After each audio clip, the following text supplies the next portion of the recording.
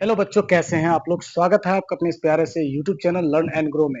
मैं हूं आपका राज सर और आज के इस सेशन में हम लोग पढ़ने वाले हैं क्लास 8 की बिहार बोर्ड की मैथ, जिसका एक्सरसाइज करेंगे हम लोग प्यारे बच्चों 2.2। इससे पिछली वाली वीडियो में हम लोगों ने 2.2 के लगभग हम लोगों ने जो क्वेश्चन किया था, एक के हम लोगों ने कंप्लीट किया था, 2 हो चुका था, 3 भी हमने किया था। लगभग टोटल आपको प्रश्न हमने किया था बाबू 6 नंबर तक के क्वेश्चन को अच्छे से हमने कंप्लीट किया। तो आज के इस वीडियो में प्यारे बच्चों क्वेश्चन नंबर 7 का करेंगे। और ये क्लास ये चैप्टर बहुत ही इंपॉर्टेंट होने वाला है कक्षा 8 के बच्चों के लिए, तो प्लीज इस पे ध्यान दें। चलिए, प्रश्न जो है उसको ध्यान पूर्वक पढ़ना है। किसी भी प्रश्न को जब तक आप क्वेश्चन को ढंग से नहीं पढ़ेंगे ना बाबू, तब तक एक भी सवाल आपको बनने वाला नहीं है। तो चलिए ध्यान से सवाल को पढ़ते हैं, क्वेश्चन क्या कह रहा है। प्यारे साथियों, क्वेश्चन है, पिता ने अपने 3 संतानों यानी कि एक पिताजी ने अपने 3 बच्चों के बीच अपनी संपत्ति का बंटवारा करता है 1:2:3 में, ठीक है। और अपने लिए वो 1 लाख रुपया रखता है। कौन? पिताजी। पिताजी के पास टोटल संपत्ति प्यारे बच्चों 2.5 लाख, कहने का मतलब 2,50,000 टोटल संपत्ति उनके पापा के पास है। टोटल 2.5 लाख की संपत्ति पिताजी के पास है। ढंग से समझिए, पिताजी के पास टोटल 2.5 लाख की संपत्ति है। उस 2.5 लाख में से पिताजी अपने लिए 1 लाख रुपया रख लेता है, इसीलिए कि फ्यूचर में कोई गारंटी नहीं कि उनके बच्चे उनको कमा के देंगे। तो अपनी सेफ्टी तो रखेगा ना भाई, 1 लाख रुपया तो वो रखना है।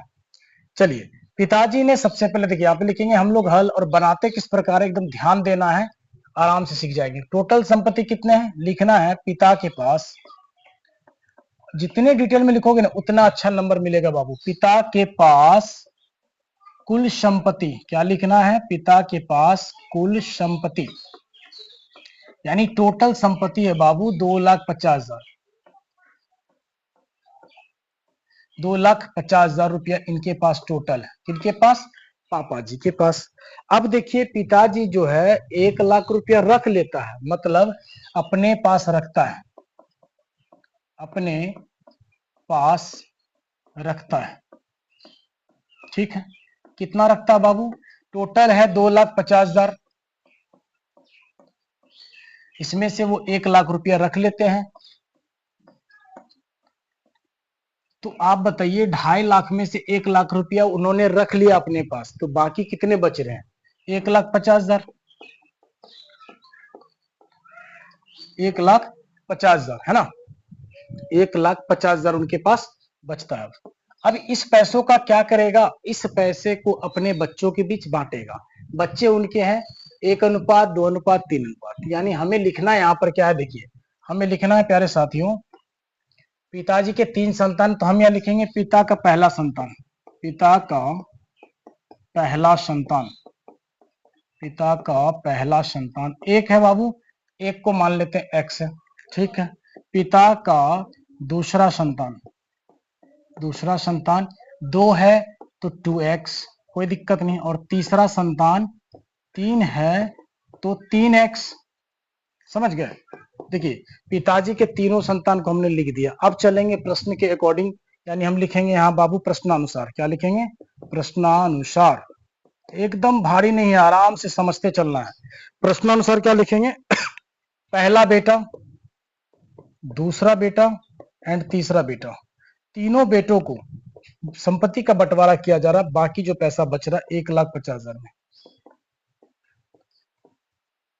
1,50,000 में, ठीक है। अब देखिए, इनके बच्चे को जोड़िए, 2x 1x 3x 3 6x, 6x बराबर में कितने आ जाएंगे? इकाई, दहाई, सैकड़ा, हजार, 10,000, लाख, 1,50,000, ठीक है। तो 6x बराबर में कितना आ गया? 1,50,000, ठीक है। अब हमें यहाँ से क्या करना प्यारे बच्चों? x की वैल्यू पता करनी है। तो सबसे पहले हम लिखेंगे यहाँ पे x, और यहाँ पर देखिए 1,50,000, ठीक है, 1,50,000। और ये 6 जो है इसके गुना में रहता है, तो जो चीज हमें गुना में दी गई है उस बराबर किस पर लाएंगे तो क्या हो जाएगा? भागा। तो यहाँ से प्यारे बच्चों भागा हो जाएगा, ठीक है। अब हमें इसे क्या करना? काटना है। तो चलिए हम इसको काटते हैं। जब काटेंगे तो 3 से इसको काटे तो 3 दूना 6 कटेगा, और 3 से इसे काटेंगे प्यारे बच्चों तो 3×5 = 15, यानी कि 50,000 पे आया, ठीक है। अब 2 से अगर काटे तो 50 को तो 25 आ जाएगा। इस हिसाब से हमारा x का वैल्यू क्या आ रहा है? जरा ध्यान दीजिए, एक्स की वैल्यू यहां से हमें आ रही है, एक्स की वैल्यू जो आ रही है प्यारे बच्चों वो आ रही है 25,000। एक्स की वैल्यू 25,000 और ये रुपया है। तो चलिए अब हमें एक्स की वैल्यू पता चल गई, तो हम यहां से क्या करेंगे, पिताजी ने जो अपने तीनों बच्चों को जो संपत्ति दिए किस प्रकार से दिया वो चीज को देखेंगे। तो हम लिखेंगे इसीलिए, या फिर हम लिखेंगे पिता ने अपने अपने पहले संतान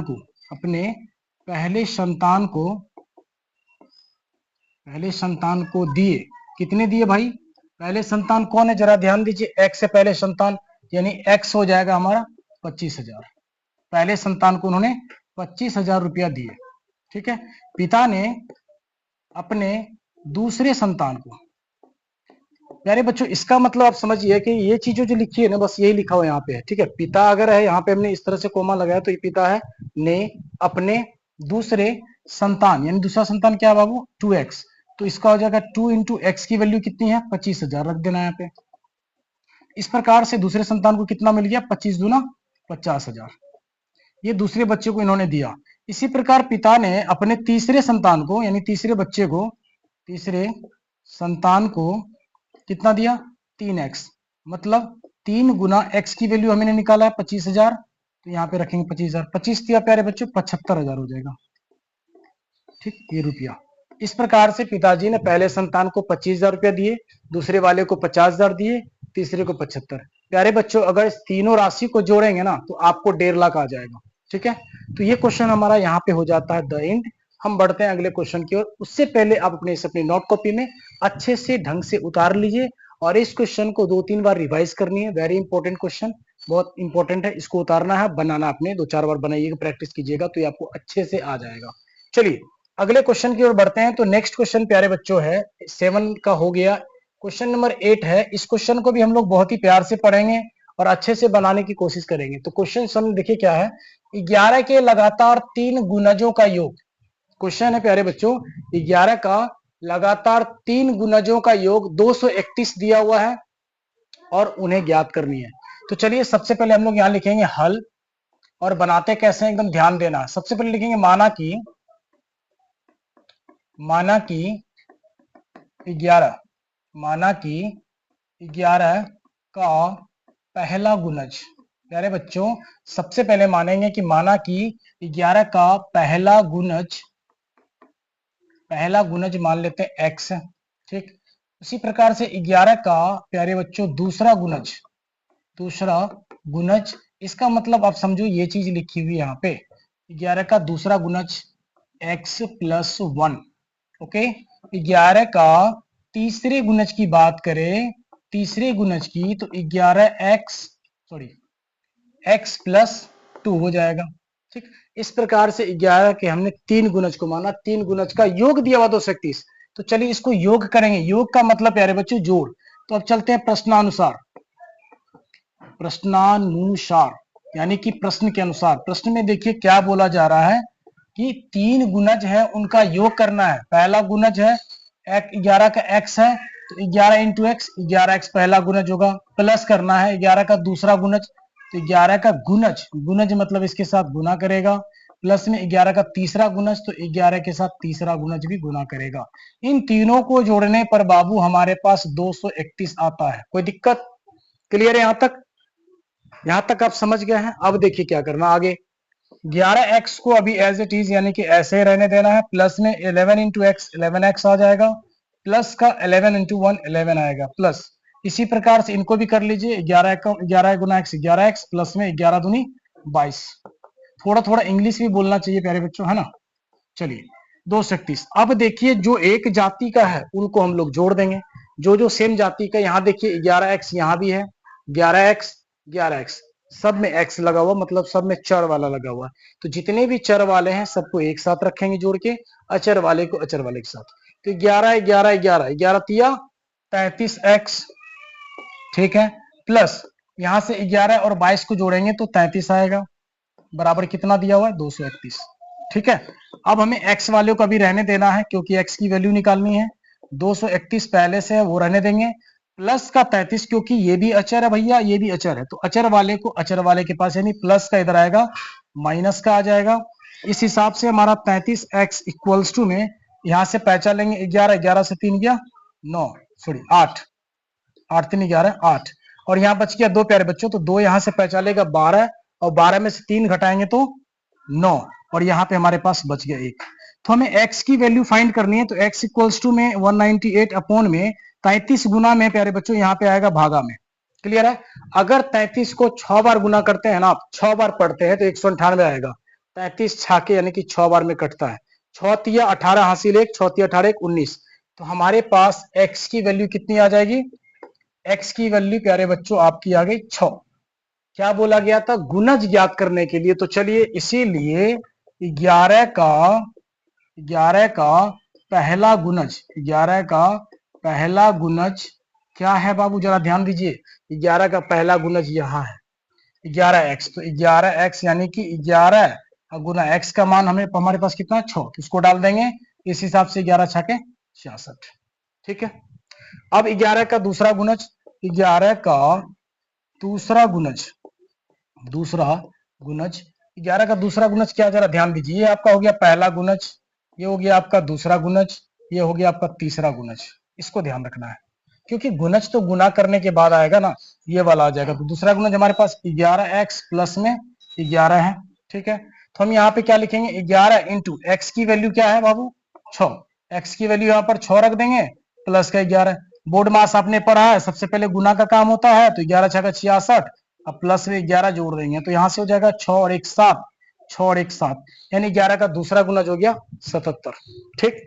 इसी प्रकार हम क्या करेंगे? 11 का तीसरा गुणज भी निकाल लेंगे। इसीलिए 11 का तीसरा गुणज, 11 का तीसरा गुणज 11x है प्लस में क्या है बाबू? 22। यहाँ देखिए आप 11x प्लस 22। तो यहाँ से हमारा हो जाएगा 11 इंटू एक्स की वैल्यू 6 प्लस में 22। तो यहाँ आ जाएगा आपको 11 छका 66, अब प्लस का 22 जोड़ देंगे तो आपको आ जाएगा 88। इसी प्रकार से 11 के 3 गुणज को निकालने बोला गया था। पहला गुणज 66 हो जाएगा, दूसरा 77 हो जाएगा, तीसरा 88 हो जाएगा। देखिए कितना इजी है। अगर क्वेश्चन को ढंग से पढ़ेंगे ना, कोई भी सवाल भारी नहीं है। बिल्कुल सही है। चलिए ये आप इनको अपने नोटबुक में उतार लीजिए। हम लोग बढ़ते हैं अगले प्रश्न की ओर। अगले प्रश्न को हम लोग करेंगे क्वेश्चन नंबर 9, यानी कि प्रश्न संख्या 9 को देखेंगे। ये बहुत आसान क्वेश्चन है। जितना बड़ा दिखने में लग रहा है एक्चुअल में इतना बड़ा है नहीं। चलिए तो यहाँ पे हम लोग क्या करेंगे? देखिए सवाल को पढ़िए। संकुल संसाधन केंद्र मध्य विद्यालय भरना में, एक स्कूल का नाम है संकुल संसाधन केंद्र मध्य विद्यालय, जो कि भरना वाले जगह पे है। जगह का नाम है। यहाँ पर एक मेला, बाल मेला लगाया था बच्चों का, जिसमें विजेता छात्र को प्यारे बच्चों 2 कलम और विजेता छोड़ के मतलब अविजेता वाले प्रतिभागी को 1 कलम दिया गया। यदि मान लेते हैं 100 कलम, 100 छात्रों का, तो उसके बीच 120 कलम दिए गए। तो विजेताओं की संख्या हमने आपको बहुत इससे पहले वाली वीडियो में भी बताया है कि आपसे जिस चीज को मांगा जाता है उसी चीज को मानते हैं। अभी यहाँ पे मांगा रहा विजेताओं की संख्या, तो इसी चीज को मानेंगे कि माना, यहाँ लिखेंगे हल प्यारे बच्चों, और लिखेंगे माना विजेताओं की संख्या, विजेताओं की संख्या।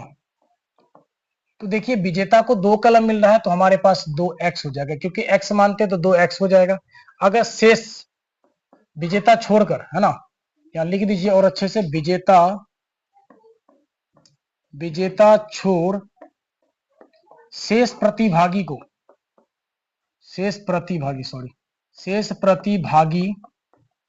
को कलम दिए गए, कितने दिए गए? x, क्योंकि 1 कलम की बात कर रही है तो x मान लेंगे। क्लियर है? विजेताओं को 2 कलम दी जा रही है तो 2x, विजेता को छोड़ करके बाकी को दी जा रही है 1 कलम तो x मान लेंगे। अब चलते हम लोग प्रश्न के अनुसार। प्रश्न में क्या बोला गया? देखिए प्रश्न से, यानी प्रश्नानुसार मान लेते हैं 100 छात्र है। 100 छात्र में कितने कलम दिया जा रहा है? 120। तो हमें कलम देखिए, एक विजेता वाला, एक हारा हुआ जो विजेता नहीं है, उन दोनों को जोड़ेंगे, यानी 2x विजेता वाला और जो विजेता नहीं है उसको, दोनों को जोड़ करके 120 कलम दिया जा रहा है। ठीक है। इस हिसाब से 2x और 1x को जोड़ेंगे प्यारे बच्चों, 3x होगा, यहाँ से 120। हमें x की वैल्यू निकालनी है तो 120 3 गुना में भैया इधर आएगा तो भागा में, 3 चौका 12 कट जाएगा। x की वैल्यू कितनी आ गई? 40। हमें बोला गया है विजेताओं की संख्या। क्या बोला गया, ध्यान दीजिए, हमें बोला गया विजेताओं की संख्या पता करने। तो चलिए, इसीलिए विजेताओं की संख्या क्या लिखेंगे, इसीलिए विजेताओं की संख्या, विजेताओं की संख्या, विजेता की संख्या कितनी यहाँ पे 2x। तो यहाँ पे 2x बराबर कितना आ जाएगा, यहाँ पे आपको 40 है, ठीक 40 है ना। तो x की वैल्यू कितनी आ जाएगी 40 अपॉन में, यहाँ गुना में इधर आएगा तो भागा में, 2 से कटेगा तो 20, यानी आपको विजेताओं को टोटल 20 कलम दिए गए प्यारे बच्चों, विजेता को 20 कलम दिए गए, यही आपका आंसर हो जाएगा। विजेताओं की संख्या, सॉरी विजेता कितने हैं, 20 आदमी है विजेता, जिनको हर एक को 2-2 कलम दिया गया, मतलब 40 कलम दिया गया विजेताओं को, ठीक है, ये आंसर हो जाएगा। चलिए अगले क्वेश्चन की ओर बढ़े हैं। तो प्रश्न संख्या 10 और इस प्रश्नावली का सबसे अंतिम क्वेश्चन है, इनको भी हम बहुत अच्छे से सॉल्व करेंगे। देखिए सवाल क्या है, एकदम ढंग से पढ़ना है। क्वेश्चन है रवि के पिता का वर्तमान उम्र, मतलब रवि का पिता का जो अभी का उम्र होगा और रवि के वर्तमान उम्र, और रवि का जो वर्तमान उम्र होगा उसके तिगुने से 5 वर्ष अधिक है। सबसे पहले वाले लाइन के लिए हम लिखना स्टार्ट करते हैं। देखिए क्या लिखेंगे बाबू, ध्यान दीजिए, रवि के पिता का वर्तमान उम्र क्या है। देखिए रवि के पिता का वर्तमान उम्र जो भी है वो रवि के वर्तमान उम्र के तिगुने से 5, रवि का वर्तमान उम्र दिया हुआ नहीं है। तो पहले हम लोग क्या करेंगे, यहाँ लिखेंगे हल, और यहाँ लिखेंगे रवि का वर्तमान उम्र, रवि का वर्तमान उम्र। अब रवि को क्यों माना जा रहा है, क्योंकि आप यहाँ पे देखिए वर्तमान उम्र मान लेते हैं x वर्ष। प्यारे बच्चों सवाल क्लियरली यहाँ है, समझिए ध्यान से, कि रवि के वर्तमान उम्र जो भी है, मुझे नहीं पता, रवि के वर्तमान उम्र मान लेते हैं x वर्ष है, तो इसके उम्र से, इसके वर्तमान उम्र से तिगुने से 5 वर्ष अधिक है उसके पिताजी। तो इस हिसाब से रवि का वर्तमान उम्र हो गया x वर्ष, तो पिता का वर्तमान उम्र हो जाएगा रवि के उम्र के तिगुने। रवि का उम्र x है तो इसका 3 गुना 3x, और तिगुने से 5 वर्ष अधिक भी है तो 5 वर्ष अधिक भी कर दिया, कोई दिक्कत। चलिए अब आगे का लाइन क्या है, 5 वर्ष के बाद यानी 5 साल के बाद उनके उम्रों का योग, दोनों आदमी की उम्र का योग 47 वर्ष होगा। दोनों की वर्तमान उम्र ज्ञात कीजिए। तो अब यहाँ पे हम लोग क्या लिखेंगे, प्रश्नानुसार, यानी प्रश्न के अकॉर्डिंग, प्रश्नानुसार। चलिए प्रश्न में क्या बोला, 5 वर्ष बाद, यहां लिखेंगे बाबू 5 वर्ष बाद, ठीक है। अब 5 वर्ष बाद मान लीजिए अभी रवि जी का उम्र x साल है, या हमारी उम्र अभी 10 साल है मान लेते हैं, तो 5 साल के बाद कितनी होगी, 10 + 5 15 साल होगी। इसका मतलब जोड़ना है, यानी रवि का वर्तमान उम्र हमें पता नहीं था, हमने x मान लिया, तो 5 साल के बाद रवि बाबू का उम्र कितना हो जाएगा, रवि का हो जाएगा x + 5। रवि का क्या हो जाएगा, रवि का अभी वर्तमान उम्र x है, 5 साल बाद बोला जा रहा जुटेगा, ठीक है। चलिए रवि का हो गया। उसके बाद क्या है, 5 वर्ष बाद दोनों की उम्र का योग बोल रहा है, तो ये तो रवि का हो गया, और इसके पिता का क्या हो जाएगा, पिता की बात करें, प्लस करने बोला, योग मतलब प्लस, प्लस में पिताजी का उम्र अभी वर्तमान 3x + 5 है, और 5 साल बाद किएगा तो 5 साल और जुट जाएगा, और दोनों का जोड़ कितना बाबू 47 साल, यहाँ पे क्लियर दिखा रहा है। तो यहाँ से अब अगर कैलकुलेशन करना शुरू करें तो x और 3x प्यारे बच्चों 4x हो जाएगा जोड़ने से, प्लस 5 में 5 5 जोड़ दीजिए, 5 10 15 जोड़ दीजिए, 15 हो जाएगा, बराबर में 47। x वाले को अभी कुछ नहीं करना है, बराबर में 47 पहले से, प्लस का 15 इधर भेजेंगे, माइनस का 15, 4x बराबर में 7 से 5 गया 2, 4 से गया 3, और यहां से x की वैल्यू निकाले तो 32, 4 गुना में इधर आएगा तो भागा में, 4 8 32, यानी x का मान कितना आ गया प्यारे बच्चों, 8 वर्ष, ठीक है।